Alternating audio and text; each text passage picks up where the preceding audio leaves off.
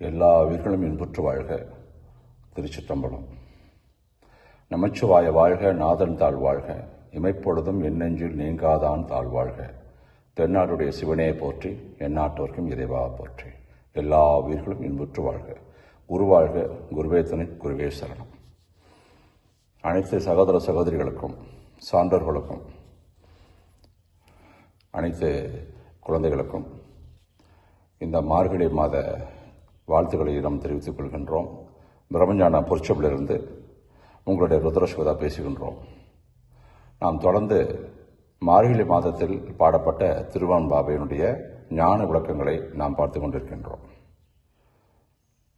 இன்றைக்கு திருவெண்பாவை பாடல் 3, அதற்கான பாடலையும் அவர் எந்த ஞானத்தை முன்வைத்து மாணிக்கவாசக பெருமான் அந்த பாடலை பாடினார் என்பதற்கான விளக்கத்தையும் இப்போது நாம் காண இருக்கின்றோம்.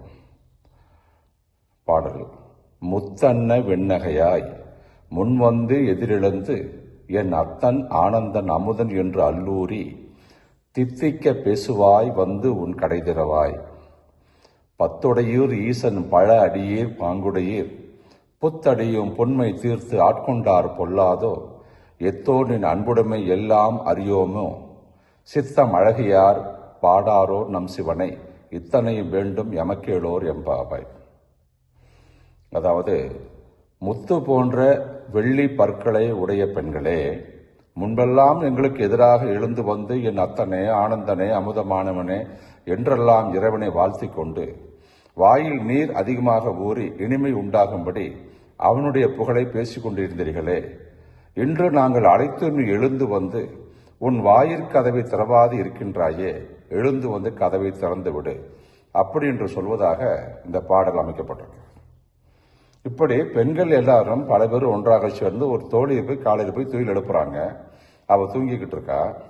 இறைவன் பால மிகுந்த பற்று கொண்டவர்களெல்லாம் இந்த பெண்டிர்கள் என்று சொல்ல வருகிறார். இறைவனுடைய திருவடிகளை காலங்காலமாக சாதனை செய்து வரக்கூடிய பக்குவமான பிரம்மஞான தொண்டர்கள்லாம் இறைவன் மீது மிகுந்த உரிமையோடு இருக்காங்க. அப்படிலாம் இருக்கிறப்ப புதிதாக வந்த எங்களது அற்ப குணத்தை எல்லாம் ஒழிச்சிட்டு நீ எங்களை ஆட்கொண்டா அது கெடுதலை உண்டாக்கும் இல்லையா என்று கேட்கிறார். பிற பெண்கள்லாம் சிவமே உன் மீது அன்பு கொண்டால் அது ஏமாற்றமா அப்படின்லாம் கேட்குறாங்க. உன்னை பற்றி நாங்கள் எப்படியெல்லாம் அறிஞ்சு கொள்ளாமல் இருக்கிறோம்? பளிங்கு நீரை போல தூய மனத்தோட நாம் சிவத்தை பற்றி பெண்கள் பாட வர மாட்டாங்களா? எங்களுக்கு வேண்டியதெல்லாம் நீ எழுந்து வந்து அவனை பாட வேண்டும் என்பது மட்டும்தான், அவ்வளவுதான். எமது ஒப்பற்ற பாவையே, அந்த எமக்கேளூர் எம்பாவைன்னு சொல்றாங்கல்ல, அதுதான் எமது ஒப்பற்ற பாவையே, எதுக்கும் ஒப்பிட முடியாத பாவை, நம்ம திருவடிக்குள்ள இருக்கிற அந்த மெய்ப்பொருள். நான் சொல்லுவதை கேட்டு என்னோடு இணக்கமாக இருந்தது. இந்த இடத்துல பெண்களாக மாணிக்கவாசகர் குறிப்பிடுது திருவடிகளில் இருக்கக்கூடிய அந்த மெய்ப்பொருளை மத்தி தான். அதை தான் அவர் அந்த மாதிரி பேசுறாங்க. சரி, இதுக்கு என்ன ஞான விளக்கமாக இருக்க முடியும்? இது நன்றாக ஆழ்ந்து உள்நோக்கி பார்க்கணும். வெகுளியாக இருப்பவர்களாக நம்ம வெள்ளை மனம் கொண்டவர்கள் சொல்றோம் இல்லையா? அப்ப வெள்ளை சிரிப்புல அங்க வெள்ளந்தியா இருக்கிறவங்ககிட்ட எந்தவித மனசுல எந்தவித கட்டணங்களும் இருக்காது, வஞ்சகண்டங்களும் அங்க இருக்காது. இப்படி அவங்க நெஞ்சில் இறைவன் வந்து உறைந்திருக்கும் போது அவங்களால எப்படி இருக்க முடியுது? ஆழமாக, அன்பாக, ஆனந்தமாக அவங்களெல்லாம் இருக்குது. அவங்க சிரிக்கிறப்ப கூட அந்த பற்கள் முத்து பற்களை போல, முத்தலை போல இருக்கிறதாக சொல்றார். அதான் முத்தன்ன வெண்ணகை அப்படின்னு சொல்றார். அப்ப நாக்கைக்கு அடியில் நீர் ஊறிக்கிட்டே இருக்கும் இல்லையா, அதை தான் அல் ஊறி அப்படின்றாங்க. ஆனா இந்த இடத்துல ஞான மெய்ப்பொருள் ஒரு விஷயம் இருக்கு. அல்லூரி என்பது நமது திருவடிகளுக்கு உள்ள நீங்க பிரம்மஞானத்தை செய்து கொண்டு வரும்போது நமது உள்ள சிவபெருமான் நம்மளுடைய ஆன்ம கூட்டுக்குள்ள உயிர் இருக்குது இல்லையா, அந்த உயிருக்குள்ள இறைவன் வந்து பேருயிர் வந்து அமைஞ்சிருக்கு. இது பிரம்மஞானிகளும் ஆதி தமிழ் சித்தர்களும் இது சொல்றாங்க. அங்க இருக்கக்கூடிய இறைவனை நீ காண வேண்டும் என்றால் உன்னுடைய சிரசுக்குள்ள, அதாவது தலைக்குள்ள இருக்கக்கூடிய அந்த அமுத குடமானது உருகி தேனாக அமுதமாக உருகி வழியணும். அந்த தேன் உள்ள ஊறி வெளியே வரும் இல்லையே, அதுதான் அல் ஊறி அப்படின்னு ஞான பொருளாக எங்க ஐயா சொல்றாங்க. ஞானம், அந்த அமுதம் வந்தால்தான் இறைவனை காண முடியும் என்பதுதான் மாணிக்கவாசகருடைய கருத்து. இப்படி பிரம்மஞான தவம் என்ற ஞான கர்மத்தை நம்ம தொடங்கணும் அப்படின்னா கடை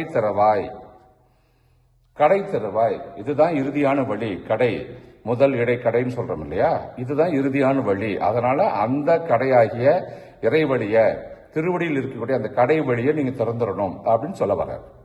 அப்ப ஒவ்வொரு ஜென்மமும் நம்ம என்ன பண்றோம், இது கொஞ்சம் கூட மாறுபடாம அன்றைய பிறப்பு இருந்து இன்றைய பிறப்பு வரைக்குமே ஒரு விஷயம் மாறாம வந்துகிட்டே இருக்கு. அதுக்கு பேரு பழமைன்னு சொல்லலாம் இல்லையா. பழமை நம்ம என்னன்னு சொல்றோம், அன்றைய காலம் முதல் இன்றைய காலம் வரைக்கும் அப்படியே தொடர்ந்து வந்துட்டா தான் அது பழம் வாய்ந்ததுன்றோம். அதுதான் பழம்பொருள், அதுதான் சிவப்பொருள்.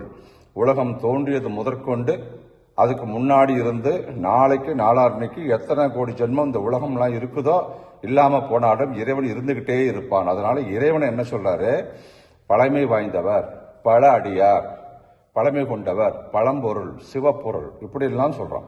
அது நமது இரண்டு திருவடிகளில் இருக்கக்கூடிய மெய்ப்பொருள். அந்த மெய்ப்பொருள் எங்கிருந்து பிறந்தது, இறைவனிடமிருந்து பிறந்தது. இறைவன் எப்படி வாய்ந்தவர், பழமை வாய்ந்தவர், பழம்பொருளாக சிவப்பொருளாக இருக்கக்கூடியவர் இல்லையா. அதிலிருந்து தோன்றிய ஒரு துளி தான் நம்ம திருவடிகளாகிய கண்கள் இருக்கக்கூடிய இந்த ரெண்டு மெய்ப்பொருள். அது இறைவனை மட்டும் குறிக்கும். ஏன்னா அந்த மெய்ப்பொருள் மட்டும்தான் நம்ம குழந்தை முதற்கொண்டு, நம்ம குழந்தையா பிறந்தது முதற்கொண்டு நம்ம இறப்பை அடைகின்ற வரைக்கும் அதனுடைய தன்மையில அளவுல மாறாம அப்படி தொடர்ந்து இருக்கக்கூடியது. அதனால நம்ம தேகத்துல பழம்பொருளாக சிவப்பொருளாக இருக்கக்கூடியது நம்மளுடைய திருவடிகளில் இருக்கக்கூடிய மெய்ப்பொருள் தான். அதனாலதான் அதை பழ அடியீர், அடின்னா திருவடி, திருவடியில் இருக்கக்கூடிய பழம்பொருள் அது நீங்க தான் சொல்ல வர மாணிக்கவாசக பெருமான். இன்றைய பிறப்புல அந்த திருவடிகள்ல நம்ம ஞான கர்மத்தை செய்யணும். எதுக்கு செய்யணும், இறைவனை காண்பதற்காக. அப்படி நம்ம வாழ்க்கையை புதுசாக ஆரம்பிக்கிறோம் இல்லையா அந்த இடத்துல, அதாவது புத்தடியம், புதிதாக அந்த திருவடியை பிடித்து கொண்டு உன்னை நாங்க அடைய போறோம் அப்படின்னு அர்த்தத்துக்கு தான் புத்தடியம் அப்படின்னு சொல்றாங்க. அப்ப இறைவன் எப்படி இருக்கார் அந்த இடத்துல, பரவிந்துவாக இருக்கிறார். நம்ம விந்துமயமாக இருக்கிறோம், நாதமயமாக நம்ம இருக்கிறோம். அந்த தந்தையினுடைய விந்துவும் தாயாருடைய அந்த நாதமும் சேர்ந்து தான் நம்ம குழந்தைய நம்ம பிறப்பெடுக்கிறோம். ஆனா அதற்கு காரணமான விந்துக்கு எது காரணம், இறைவன் காரணம். நம்ம எல்லாம் பெற்றெடுத்தது இறைவன் அல்லவா. அப்ப இறைவன் எப்படி இருப்பாரு, பரவிந்துவாகவும் பரநாதமாகவும் இருக்கிறார்.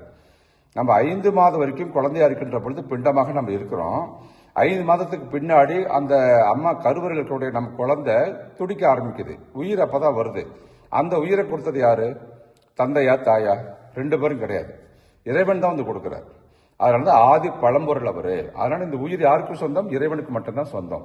அதனால இறைவன் எப்படி அங்க இருக்காரு, தன்னுடைய பரமந்திலிருந்து ஒரு துளி எடுத்து தாயினுடைய வைத்துக் கொள்கிற கருவுக்குள்ள கொடுத்த பின்னாடி அந்த குழந்தைக்கு உயிர் வந்து துடிக்க ஆரம்பிக்குது, ஏங்க ஆரம்பிக்குது. அதனாலதான் இறைவன் பரவிந்துவாக இருப்பதனால அவருக்கு என்ன பேரு, அத்தன் அப்படின்னு பேர். சரி, அந்த பரவிந்து கலைகளை நம்ம வெளிப்படுத்தணும் இல்லையா, வெளிப்படுத்தினாதான் நம்ம ஆனந்தமா இருக்க முடியும். இறைவன் நமக்குள்ள நடனமாட ஆரம்பிச்சுட்டாருன்னா, தன்னை வெளிப்படுத்த ஆரம்பிச்சுதான் இறைவனை பார்க்கறப்ப நம்ம எப்படி இருப்போம், ஆனந்த கூத்தாடுவோம் இல்லையா. அதனால இந்த இடத்துல அவர் என்ன சொல்றாரு, ஆனந்தன் சொல்றாரு, அத்தன் ஆனந்தன் சொல்றாரு. அப்ப பரவிந்தனுடைய கலைகளை பிரணவ குகையில அடியிலிருந்து, அங்க பிரணவத்தினுடைய மெய்ப்பொருள் அடியில் தான் அபான வாயு இருக்கு. இந்த இடத்துல ஹடயோகத்தையோ மற்ற அஷ்டாங்க யோகத்தையோ நாம் சொல்லல, முழுக்க முழுக்க அந்த பரபிரம ஞானத்தை மட்டும்தான் நம்ம பேசுறோம். இது ஞானத்தின் அடிப்படையில் சொல்லப்படுகின்ற விளக்கம் மட்டும்தான், யோக விளக்கங்கள் கிடையாது. பக்தியின் அடிப்படையில் இந்த இடத்துல நாங்கள் சொல்ல வரல. அந்த பக்தி என்பதே ஞானத்தை சொல்வதற்காக பக்தியை மக்களுக்காக நம்ம பிரம்மஞானிகளும் மற்றவர்களும் கொடுக்க ஆரம்பிச்சாங்க. இப்ப அந்த ஞானத்தோட பொருள் தெரியாம போயிடுச்சு, பக்தின்ற பொருள் மட்டும் நின்றுடுச்சு. அதனால இப்ப ஞானத்தை சொல்லலான்ற ஒரு உத்தரவாகனால இப்ப ஞானத்தை மத்தியமே பேசுறோம். திருவாசகம் முழுக்க முழுக்க ஞான நூல் மட்டும்தான், பக்தி நூல் அது கிடையாது. இதை அத்தனை பேரும் ஒத்துக்கிட்ட, சைவ சித்தாந்தமும் ஒத்துக்கிற விஷயம் தான். அதனாலதான் தேவாரத்துல 8வது திருமுறையாக இந்த திருவாசகத்தை வச்சிருக்காங்க.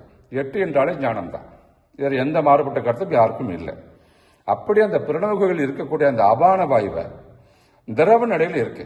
நம்ம கண்ணீர் வருகிறது இல்லையா, அது அபான வாயு திரவ நடையில் இருக்கக்கூடியது. இது என்ன ஆகும் அப்படின்னா, உச்சியில் இருக்கக்கூடிய பிரணவத்தோடு ஒன்று போய் சேரும். ஏன்னா அந்த பிரணவமானது சதா பிரகாசமாக இருக்கும், ஒளிமங்கி இருக்கும், கம்மியா ஒரு லைட்டு வெளிச்சம் கம்மியா இருக்கும், அந்த இடத்துல லைட்டா இருக்கும் அந்த வெளிச்சம். ஆனா இந்த அபான வாயு திரவமா இருக்கு இல்லையா, அது திரவமா இருக்கின்ற பொழுது அபான நீர் அது சூடாக்கிட்டோம்னா ஆவியாக மாறும். அந்த அபான வாயு என்ன ஆகும், ஆவியினுடைய தன்மைகளை மேல் நோக்கி போறது தான். அப்ப அந்த அபான வாயு மேல் நோக்கி போறப்ப மேல இருக்கிற அந்த பிரணவ உச்சியில் இருக்கக்கூடிய பிரணவத்தோடு போய் சேரும், அந்த பிராணவாயுவோட போய் சேரும். அப்ப இந்த வாயு அபான வாயு பட்டதையுமே அங்கு ஒளியாக இருக்கக்கூடிய அந்த பிரணவம், அந்த பிராணன் இன்னும் அதிக ஒளியோடு பிரகாசிக்க ஆரம்பிக்கும். இதைதான் பிராணனானது ஒளிக்கலார்கள் நிறைந்தும் செறிந்தும் பரவிந்து கலை மேலெழும்பி போய், ஏன்னா பரவிந்து கலை எங்க வந்து உட்கார்ந்துருக்கு, விந்து என்பது கீழே இருக்கு, பரவிந்து என்பது நம்மளுடைய திருவடிகள் இருக்கக்கூடிய மெய்ப்பொருள் உட்கார்ந்துருக்கு. அந்த மெய்ப்பொருளோடு இந்த பிராணனும் அபானனும் ஒன்று சேர்க்கின்ற பொழுது அந்த பரவிந்து கலை மேலும் மென்மையாகி ஆவியாகி மேலெழும்பி போய் சந்திரகலசத்தை அடையும். அங்க அடைஞ்சு அங்க அமுதமாக இருக்கக்கூடிய அந்த கண்டத்துல பிரம்மரந்த துவாரத்தில் இறங்கி கீழே வழியும் இல்லையா, அப்படி அமுது இறங்கி வருகின்ற பொழுது நாம் சாப்பிட யாரெல்லாம் இந்த அமுதத்தை சாப்பிடுகின்றார்களோ அவர்களுக்கெல்லாம் அமுதன் பெறுன்றார். அப்ப அமுது என்பது உள்ளே இருக்கக்கூடிய ஒரு ஞான ரசம். அதை யார் சாப்பிடுகளோ அவர்களுக்கு பேர் அமுதன். அதனாலதான் இந்த இடத்துல மாணிக்கவாசக பெருமான் அமுதை உண்டவர்களே அப்படின்னு என்பதற்கு தான் அமுதன் என்ற வார்த்தையை பயன்படுத்தியிருக்கார். இத திருமூலரும் சொல்றார். 1959 திருமந்திரத்துல அமுத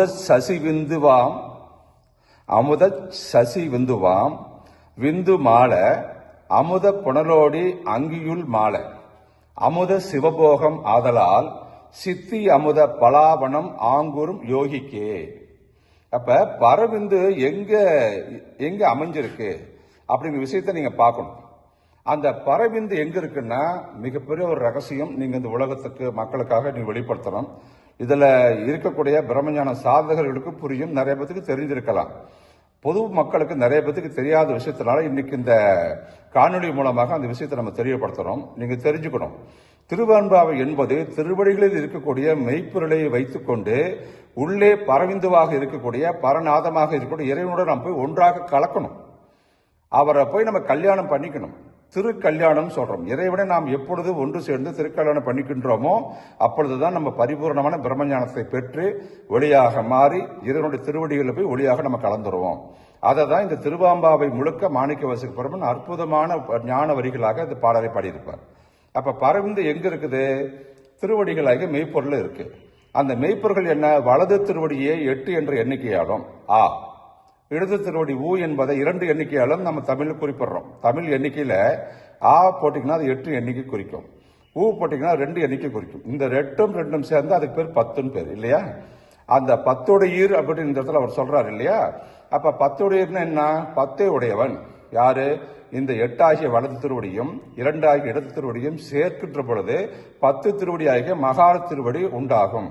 அந்த மகார திருவடி வைத்துக் கொண்டுதான் உள்ளே இருக்கக்கூடிய அந்த நாத பிரம்மமாக இருக்கக்கூடிய சிவத்தை நாம் சென்று அடைந்து அவனோடு ஒன்றாக கலக்க முடியும். அதனால இந்த மார்கழி மாசத்துல இந்த திருவெம்பாவை பாடலை பாடி நம்ம திருவடிகள் மூலமாக செய்யப்படுகின்ற ஞான கர்மங்களை செய்து நாம் இறைவனை ஒன்று சேர்ந்து அவரை கலக்க வேண்டும், அவரோடு சேர வேண்டும் என்ற விஷயத்தை தான் மாணிக்கவாசக பெருமான் திருவெம்பாவை முழுக்க திருவாசகம் முழுக்க அற்புதமாக ஒரு ஞான பாடல்களாக ஒவ்வொரு உயிர்களும் தான் யார் எதுக்காக பிறந்தன்னு தெரியாம இந்த பூமி விட்டு போகக்கூடாது. அத்தனை பேரும் பிரம்மஞானத்தை பெற்று இறைவனோடு ஒன்றாக கலக்கணும். இதுக்கெல்லாம் உதாரணம் வந்தீங்கன்னா திருவாசகத்தை பாடி முடிச்ச 3வது நாள் சிதம்பரத்துல அவர் ஒளி தேகமா மாறி இறைவனோட போய் கலந்துறாரு. இதே திருஞான சம்பந்தர் 16 வயசுல அவருடைய திருக்கல்யாணம் பண்ணிக்கின்ற பொழுது அவர் மட்டுமில்ல கல்யாணத்துக்கு அத்தனை பேரும் கூட்டிட்டு போய் கருவில் இருக்கக்கூடிய அந்த சிவத்தோட ஒளியாக கலந்துடுறாங்க. இவங்க எல்லாருமே சைவ சித்தாந்தத்தில் இருக்கிற அத்தனை நாயன்மார்களும் அந்த சமயக்குறவர்கள் எல்லாருமே பார்த்தீங்கன்னா அந்த ஞானத்தை அருளாளர்களாக மாறி ஞானத்தை பாடல்களாக பாடி பாடி பாடி தன்னை ஞானமாக ஒளியாகவே மாற்றி இறுதியில் அந்த இறைவனுடைய ஒளியாக போய் கலந்துட்டாங்க. அதை சொல்ல வருவதுதான் திருவாசகம். இந்த திருவாசகத்தை யாரெல்லாம் படிக்கின்றார்களோ அவர்கள் அத்தனை பேரும் பிரம்மஞானத்தை பெறுவார்கள் என்பதுதான் மாணிக்கவாசகருடைய தாழ்மையான கருத்து. அதுதான் அவர் அடிப்படை நோக்கமும் கூட. அந்த விஷயத்தை உலக மக்களுக்கு சொல்லணும். திருவாசகத்தை படிக்கின்ற அத்தனை பேரும் பிரம்மஞானத்தை அடைய வேண்டும் என்ற ஒரு உயர்ந்த நோக்கத்தோடும் கொள்கையோடும் இந்த காணொலியை நம்ம பேசிட்டு இருக்கோம். இதற்கு எல்லாரும் நீங்க தெரிஞ்சுக்கங்க. இதை உங்களோடு மட்டும் இல்லாம உங்களுக்கு தெரிந்த அத்தனை பேர்களுக்கும் இந்த விஷயத்தை நீங்க அனுப்பி அவர்களும் பிரம்மஞானம் பெறுவதற்கு உதவுமாறு பிரம்மஞான பொற்சபை குருவிடத்திலிருந்து அன்போடு கேட்டுக்கொண்டு விடைபெறுகின்றோம். மீண்டும் அடுத்த பதில் நாளை சந்திக்கலாம். பிரம்மஞான பொற்சபையிலிருந்து உங்களுடைய ருத்ரசிவதா. எல்லா அவர்களும் இன்புற்று வாழ்க. திருச்சிற்றம்பலம், திருச்சிற்றம்பலம், திருச்சிற்றம்பலம்.